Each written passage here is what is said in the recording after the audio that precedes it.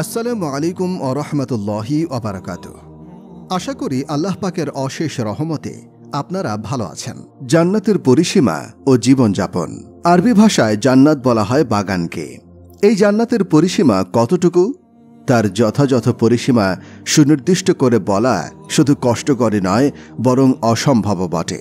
কুরআন মাজিদে আল্লাহ তাআলা ইরশাদ করেছেন, কেউই জানে না তার জন্য নয়ন প্রীতিকর কি লুকায়িত রাখা হয়েছে তাদের কৃতকর্মের পুরস্কার স্বরূপ। কোরআন ও হাদিস চর্চা করার পর যা কিছু বোঝা যায় তার সারমর্ম হল এই যে, জান্নাত আল্লাহ তাআলা প্রদত্ত এমন এক রাজ্য হবে যা আমাদের এই পৃথিবীর তুলনায় কোনো অতিরঞ্জন ব্যতীতই বলা যেতে পারে যে আমাদের এই পৃথিবীর তুলনায় বহুগুণ বেশি প্রশস্ত হবে। জান্নাতের বিশাল আয়তনের কোনো ছোট একটি অংশই আমাদের পৃথিবীর সমান হবে।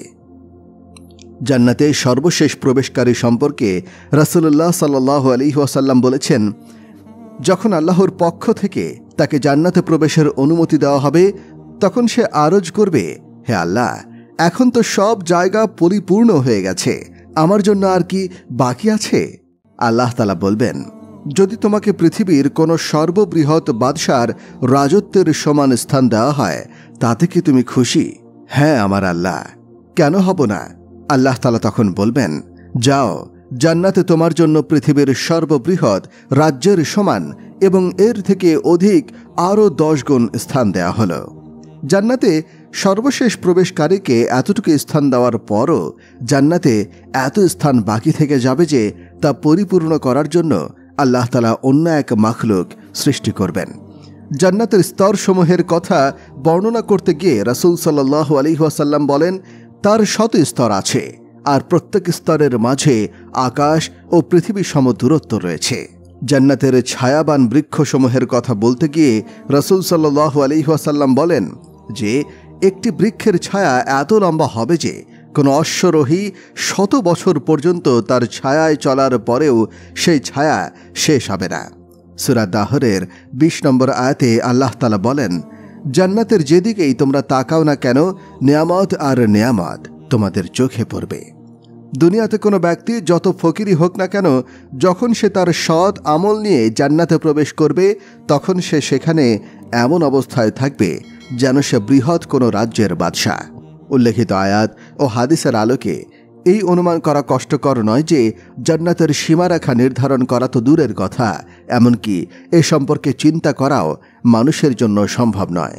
জান্নাতে মানুষ কী ধরনের জীবন যাপন করবে, জান্নাতীদের ব্যক্তিগত গুণাগুণ কি হবে, তাদের পারিবারিক জীবন কেমন হবে, তাদের খানা পিনা থাকা কেমন হবে, এসব যদিও এ ব্যাপারে সুনির্দিষ্ট করে বলা সম্ভব নয়, এরপরেও কুরআন ও হাদিস থেকে যা স্পষ্টভাবে প্রমাণিত তার আলোকে জান্নাতি জিন্দেগির কিছু অংশের বিস্তারিত বর্ণনা নিম্নরূপে। 1. শারীরিক গুণাগুণ। জান্নাতীদের চেহারা আলোকময় হবে, চক্ষুদ্বয় লাজুক হবে, মাথার চুল ব্যতীত শরীরের আর কোনো চুল থাকবে না, এমনকি দাড়ি গোঁফও থাকবে না। বয়স 30-33 বছরের মাঝামাঝি হবে। উচ্চতা মোটামুটি 9 ফিটের মতো হবে। জান্নাতবাসী সর্বপ্রকার নাপাকি থেকে পবিত্র থাকবে, এমনকি থুথু এবং নাকের পানিও আসবে না। ঘাম হবে কিন্তু তা মেশক আম্বরের ন্যায় সুঘ্রাণযুক্ত থাকবে। জান্নাতবাসীগণ সর্বদা আরাম আয়েশ ও হাসি খুশি থাকবে, কারো কোনো চিন্তা, ব্যথা, বিরক্ত অথবা ক্লান্তিবোধ থাকবে না। জান্নাতবাসীগণ সর্বদা সুস্থ থাকবে, তারা কখনো অসুস্থ, বৃদ্ধ বা মৃত হবে না। জান্নাতি মহিলাদের যে গুণাবলীর কথা কোরআনে বারবার এসেছে তা হলো এই যে জান্নাতে রমণী অত্যন্ত লজ্জাশীল হবে, দৃষ্টি নিম্নমুখী থাকবে, সৌন্দর্যে তারা মুক্তা ও প্রবালকেও হার মানাবে। নবী করিম সাল্লাল্লাহু আলাইহি ওয়াসাল্লাম বলেন, জান্নাতে রমণীগণ যদি ক্ষণিকের জন্যেও পৃথিবীতে দৃষ্টিপাত করে তাহলে পূর্ব পশ্চিমের মাঝে যা কিছু আছে সব কিছুকে আলোকময় করে তুলবে এবং পূর্ব পশ্চিমের মাঝে যত খালি জায়গা আছে তা সুগন্ধিময় করে তুলবে। 2. পারিবারিক জীবন। জান্নাতে কোনো ব্যক্তি একাকী থাকবে না, প্রত্যেকের 2 জন করে স্ত্রী থাকবে, আর এই 2 জন স্ত্রী আদম সন্তানের মধ্য থেকেই হবে। পৃথিবীতে এই মহিলাদেরকে জান্নাতে প্রবেশ করানোর পূর্বে আল্লাহ তাআলা তাদেরকে আরেকবার নতুন করে সৃষ্টি করবেন, আর তখন তাদেরকে ওই সৌন্দর্য প্রদান করবেন যা জান্নাতে বিদ্যমান হুরদেরকে দেওয়া হয়েছে। এই নারীদেরকে নতুন করে সৃষ্টি করার পর তাদেরকে কোনো জিন ও ইনসান স্পর্শও করতে পারবে না, আর তারা স্বামীদের সমবয়সী ও লাজুক, পর্দাশীল, অত্যন্ত স্বামী ভক্ত হবে। জান্নাতীরা তাদের সুযোগ মতো স্বীয় স্ত্রীগণের সাথে ঘন শীতল ছায়ায় প্রবাহমান নদীর তীরে সোনা, চাঁদি ও মুক্তার নির্মিত আসনসমূহে বসে আনন্দময় গল্পে মেতে উঠবে। খানাপিনার জন্য মহিলাদের কষ্ট করতে হবে না, বরং তারা যা কিছু চাইবে মুক্তার ন্যায় সুন্দর ও বুদ্ধিমান খাদেম তা তাদের সামনে পেশ করবে। একই খানদানের নিকট আত্মীয়দের যেমন পিতামাতা, দাদা দাদি, নানা নানি, ছেলে মেয়ে, নাতি নাতনি ইত্যাদি যদি জান্নাতে স্তরের দিক থেকে একে অপর থেকে দূরবর্তী থাকে, তবে আল্লাহ তাআলা স্বীয় অনুগ্রহে তাদেরকে পরস্পরের নিকটবর্তী করে দেবেন। সুবহানাল্লাহি ওয়া বিহামদিহি, সুবহানাল্লাহিল আযীম। ৩. খানাপিনা। জান্নাতে প্রবেশের পর জান্নাতবাসীগণকে সর্বপ্রথম মাছের কলিজা দিয়ে আপ্যায়ন করা হবে। এরপর গরুর গোশত দিয়ে আপ্যায়ন করা হবে, আর পানীয় হিসেবে প্রথম দেয়া হবে সালসাবিল নামক ঝর্ণার পানি, যা আদার স্বাদ মিশ্রিত হবে। সর্বপ্রকার সুস্বাদু ফল যেমন আঙুর, আনার, খেজুর, কলা ইত্যাদির কথা বিশেষভাবে কোরআনে উল্লেখিত হয়েছে। এরপরেও আরও থাকবে সর্বপ্রকার সুস্বাদু ও সুগন্ধিময় পানীয়, যেমন দুধ, মধু, কাউসারের পানি, আদা বা কাফুরের স্বাদ মিশ্রিত পানি। বিশেষভাবে উল্লেখ্য হল জান্নাতীদের সম্মানার্থে সোনা, চাঁদি ও কাচের তৈরি পাত্রসমূহ সরবরাহ করা হবে। খানাপিনার স্বাদ কখনো নষ্ট হবে না, বরং সর্বক্ষণ তরু তাজা নতুন খানাপিনা থেকে কোনো প্রকার গন্ধ, ঝাল, অলসতা, ঠান্ডা বা খাবার নেশাদার হবে না। জান্নাতি নিজে যদি কোনো গাছের ফল খেতে চায়, তাহলে স্বয়ং ওই ফল তার হাতের নাগালে চলে আসবে। কোনো পাখির গোশত খেতে চাইলে তখনই প্রস্তুত করে তার সামনে পেশ করা হবে। জান্নাতের এই সমস্ত নিয়ামত চিরস্থায়ী হবে, তাতে কখনো কোনো কমতি দেখা দিবে না, আর কখনো শেষও হবে না, না তা কোনো বিশেষ মৌসুমের সাথে সম্পৃক্ত থাকবে। আর বড় বিষয় হলো এই যে, এই নিয়ামত সমূহ পাওয়ার জন্য জান্নাতীদেরকে কারো কাছ থেকে কোনো অনুমতি নিতে হবে না। যে জান্নাতি যখন চাইবে, যে পরিমাণে চাইবে, স্বাধীনভাবে সে তা হাসিল করতে পারবে। জান্নাতে নিয়ামতের ধারাবাহিকতা কখনো ছিন্ন হবে না, আর না তা নিষিদ্ধ হবে। ৪. বসবাস। জান্নাতে প্রত্যেক দম্পতির জন্য পৃথক ও প্রশস্ত রাজ্য থাকবে, যার ঘরসমূহ নির্মিত সোনা চাঁদের ইট এবং ইয়াকুতের, এবং তার মাটি হবে জাফরানের। প্রত্যেক জান্নাতীকে তার স্তর অনুযায়ী 2টি করে প্রশস্ত বাগান দান করা হবে। উভয় বাগান স্বর্ণ নির্মিত হবে, যার প্রতিটি জিনিস স্বর্ণেরই হবে। সমস্ত আসবাবপত্র স্বর্ণের হবে, গাছপালা স্বর্ণের হবে, আসনসমূহ স্বর্ণের হবে, প্লেটসমূহ স্বর্ণের হবে, এমনকি চিরুনিসমূহও স্বর্ণেরই হবে। সাধারণত নেককারগণকেও 2টি প্রশস্ত বাগান প্রদান করা হবে, কিন্তু তাদের বাগান হবে চাঁদে নির্মিত, অর্থাৎ তার সব কিছু চাঁদির হবে। ওই বাগানসমূহে সুউচ্চ বালাখানাসমূহ থাকবে। সেখানে সবুজ রেশমের কার্পেটের মূল্যবান আসনসমূহ থাকবে। প্রত্যেকটি ঘর এত প্রশস্ত হবে যে তার এক একটির খিমার প্রশস্ত হবে 60 মাইল। জান্নাতের নদীসমূহের মধ্যে প্রত্যেক নদীর একটি ছোট শাখা নদী প্রত্যেক ঘরে প্রবাহমান থাকবে। ঘরের বিভিন্ন স্থানে আঙার ধানিকা থাকবে, যার মধ্যে থেকে চন্দনের জাদুময় সুগন্ধ এসে সমস্ত বাড়ির ফাঁকা জায়গা সুগন্ধিময় করে দিবে। এ ধরনের ঘর, বীমা, নদী, ঘন ছায়া সম্পন্ন পরিবেশে জান্নাতীরা জীবন যাপন করবে। ৫. পোশাক। জান্নাতীদেরকে বর্তমান রেশমের চেয়ে কয়েক গুণ মূল্যবান রেশম দেয়া হবে, যার ব্যবহার পৃথিবীতে তাদের নিষেধ করা হয়েছিল। রেশম ব্যতীত আরও বিভিন্ন ধরনের মূল্যবান চাকচিক্যময় পোশাক, যার মধ্যে সুন্দুস, ইস্তেবরাক, ইতলাস, বিভিন্ন প্রকার রেশমের নাম উল্লেখ করা হয়েছে। এই সুযোগও থাকবে যে জান্নাতে মহিলারা ব্যতীত পুরুষরাও সোনা, চাঁদি, অলংকার ব্যবহার করবে। উল্লেখ্য যে জান্নাতে ব্যবহৃত স্বর্ণ পৃথিবীর স্বর্ণের চেয়ে বহুগুণ উন্নত হবে। রাসূল সাল্লাল্লাহু আলাইহি ওয়াসাল্লাম বলেন, যদি একজন জান্নাতি পুরুষ তার অলংকার সমূহ সহ পৃথিবীতে উকি দেয়, তার অলংকারের চমক সূর্যের আলোকে এমনভাবে ঢেকে দিবে যেমন সূর্যের আলো তারকার আলোকে ঢেকে দেয়। সোনা, চাঁদি ব্যতীত আরও অন্যান্য প্রকার মুক্তা ও প্রবালের অলংকারও জান্নাতীদের পরানো হবে। জান্নাতি মহিলাদেরকে এত সুন্দর ও হালকা পোশাক পরানো হবে যে কোনো কোনো সময় সতর আবরিত করে পোশাক পরিধান করা সত্ত্বেও তার পায়ের গোছা মজ্জা পর্যন্ত দেখা যাবে। মহিলাদের সাধারণ পোশাকও এত মূল্যবান হবে যে মাথার ওড়নাও পৃথিবী এবং পৃথিবীতে যা কিছু আছে তার চেয়ে মূল্যবান হবে। জান্নাতীদের পোশাক কখনো পুরাতন হবে না, কিন্তু তারা তাদের ইচ্ছেমতো যখন খুশি তখন তা পরিবর্তন করতে পারবে।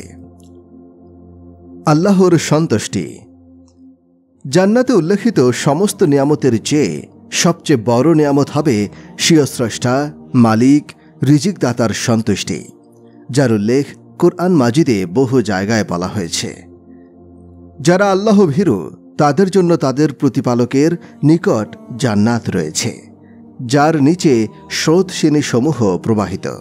তন্মধ্যে তারা সত্য অবস্থান করবে এবং সেখানে পবিত্র সহধর্মিণীগণ এবং আল্লাহর সন্তুষ্টি রয়েছে। সূরা আল ইমরান আয়াত 15। আরও ইরশাদ হয়েছে, আল্লাহ মুমিন পুরুষ ও মুমিন নারীদেরকে এমন উদ্যান সমূহের ওয়াদা দিয়েছেন যার নির্দেশে বইতে থাকবে নহর সমূহ, যে উদ্যানগুলোর মধ্যে তারা অনন্তকাল থাকবে। আরও ওয়াদা দিয়েছেন ওই সমস্ত বাসস্থান সমূহের যা চিরস্থায়ীভাবে উদ্যানসমূহে অবস্থান করবে। আর আল্লাহর সন্তুষ্টি হচ্ছে সর্বাপেক্ষা বড় নিয়ামত, আর এটা হচ্ছে অতি বড় সফলতা। সূরা তাওবার আয়াতে আছে, সূরা তাওবার আয়াতে আল্লাহ তাআলা নিজেই স্পষ্ট করেছেন যে জান্নাতের সমস্ত নিয়ামত সমূহের মধ্যে আল্লাহর সন্তুষ্টি সবচেয়ে বড় নিয়ামত। উল্লেখিত আয়াতের তাফসিরে রাসূল সাল্লাল্লাহু আলাইহি ওয়াসাল্লাম বলেন, আল্লাহ তাআলা জান্নাতীদেরকে লক্ষ্য করে বলবেন, হে জান্নাতীরা। জান্নাতীরা বলবে, হে আমাদের রব, আপনার নিকট আমরা উপস্থিত আছি, আর আপনার অনুসরণের মধ্যে রয়েছে সর্বাধিক কল্যাণ। আল্লাহ তাআলা আবার বলবেন, এখন কি তোমরা সন্তুষ্ট হয়েছ? জান্নাতীরা বলবে, হে আমাদের প্রভু, আমরা কেন সন্তুষ্ট হব না? তুমি আমাদেরকে এমন এমন নিয়ামত দান করেছ, তোমার সৃষ্টি জীবের মধ্যে কাউকেই তা দাওনি। আল্লাহ তাআলা বলবেন, আমি কি তোমাদেরকে ওই নিয়ামত দেব না যা এই সমস্ত নিয়ামত থেকে উত্তম? জান্নাতীরা বলবেন, হে আমাদের প্রভু, সেটা কোন নিয়ামত যা এই সমস্ত নিয়ামত থেকে উত্তম? আল্লাহ তাআলা বলবেন, আমি তোমাদেরকে আমার সন্তুষ্টির মাধ্যমে সম্মানিত করব।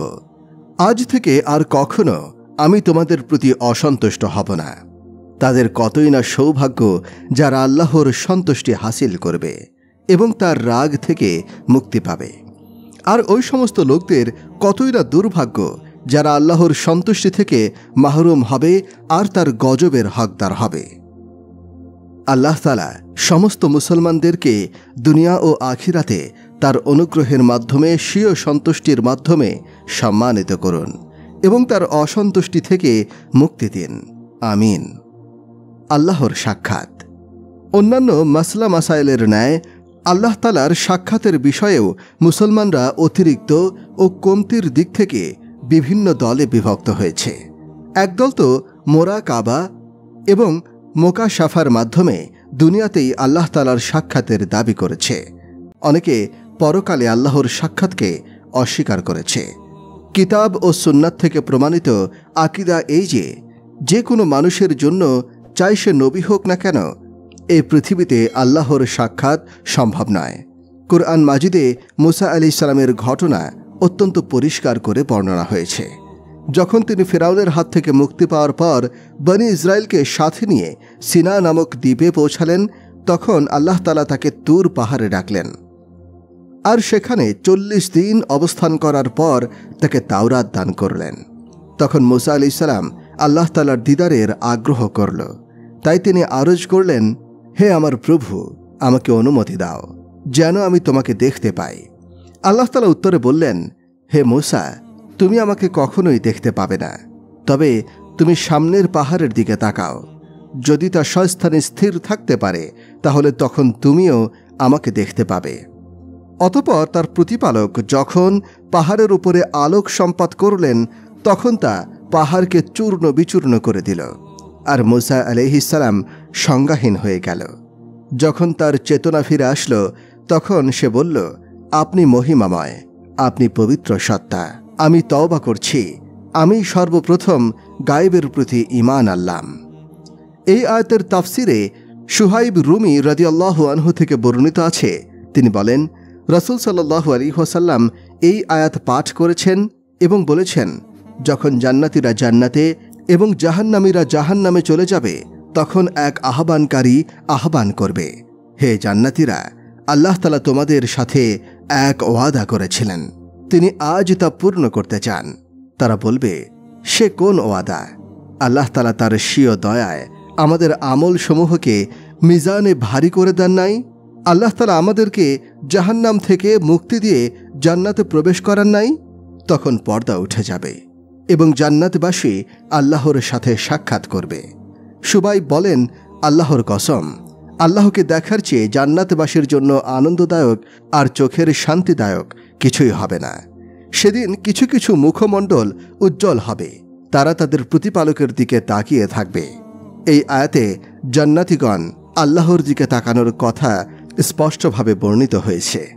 জাবির ইবনে আব্দুল্লাহ রাদিয়াল্লাহু আনহু থেকে বর্ণিত, তিনি বলেন, আমরা নবী সাল্লাল্লাহু আলাইহি ওয়াসাল্লামের নিকট উপস্থিত ছিলাম। তিনি 14 তারিখের চাঁদের দিকে তাকিয়ে বললেন, জান্নাতে তোমরা তোমাদের রবকে এমনভাবে দেখবে যেমনভাবে এই চাঁদকে দেখছ। সেদিন আল্লাহকে দেখার জন্য তোমাদের কোনো কষ্ট হবে না। কোনো এক সময় ওই ব্যক্তিকেও জাহান্নাম থেকে মুক্তি দেয়া হবে যে একনিষ্ঠভাবে লা ইলাহা ইল্লাল্লাহ বলেছে আর তার অন্তরে শুধু সরিষা পরিমাণ ভালো আছে। এ ব্যাপারে আল্লাহই ভালো জানেন। সকলের মতামত দেখতে চাই এবং কারা জান্নাতে যেতে চাই তারা কমেন্ট করে বলুন। আজকে এ পর্যন্তই। পরবর্তী ভিডিও দেখার জন্য আমন্ত্রণ রইল। খুব শীঘ্রই পার্ট 3 আসবে।